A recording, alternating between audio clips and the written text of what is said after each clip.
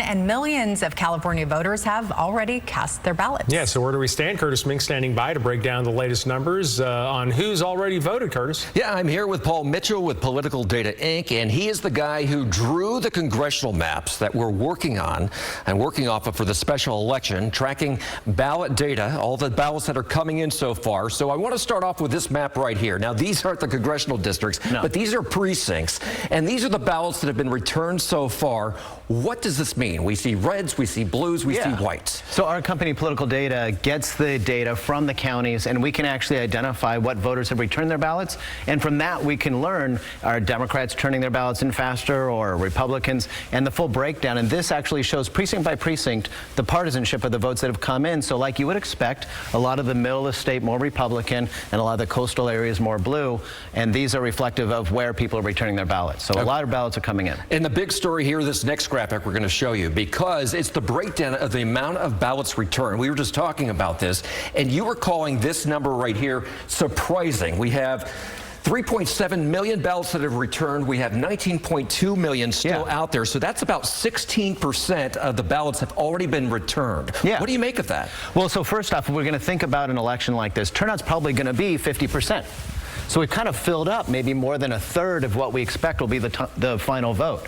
And that number is actually greater than the number of votes that had come in at this time in the 2024 general election, which is surprising. I mean, a presidential election, national attention. It turns out that this is a ballot measure on a special election that is also getting that kind of national attention. And if we were to compare this to the last time we had a special election, things were a little different back then. It was COVID. So would we expect the numbers to be higher or lower now than what it was during that special election? Well, almost nothing's going to be the same as the 2020 general and the 2021 special, both of which were held in kind of the heights of COVID when we were in lockdowns.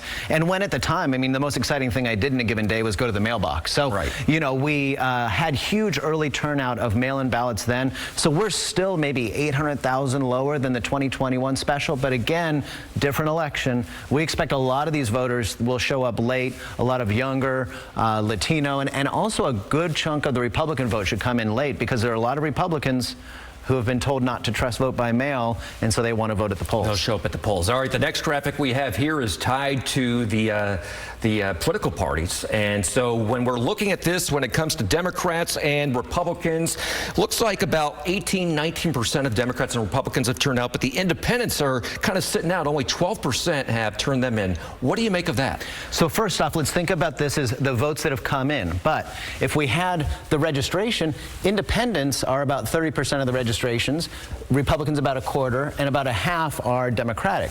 So Democrats and Republicans, let's say they're holding their own weight, but independents are turning in their ballots at a lower rate. So that's reflective of a vote that's coming in an election that's been very polarized based on partisanship. And I bet there's a lot of independents at home thinking this election just isn't for them.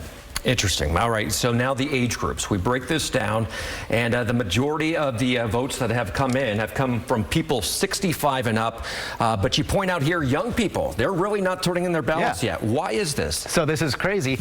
There's just over 5 million seniors and just over 6 million young people in this graphic, but we have less than 500,000 young people and almost 2 million seniors. It's a huge disparity of older voters voting earlier. These are the older voters like my in-laws. When they get a PG&E or a SMUD bill, they pay it right away with a check, and they send it in, and those voters have kind of a muscle memory for returning things like ballots. So we see this a lot, but a lot of turnout has come from those older voters. So traditionally, the younger voter is going to be a procrastinator when it comes to getting that ballot back. Procrastinator, just not as used to like returning something by the mail. That might be sitting on a counter. They might be thinking they're going to drop it off at a drop box. And in-person voting will be starting here soon. This weekend, you'll see a lot of people voting in person.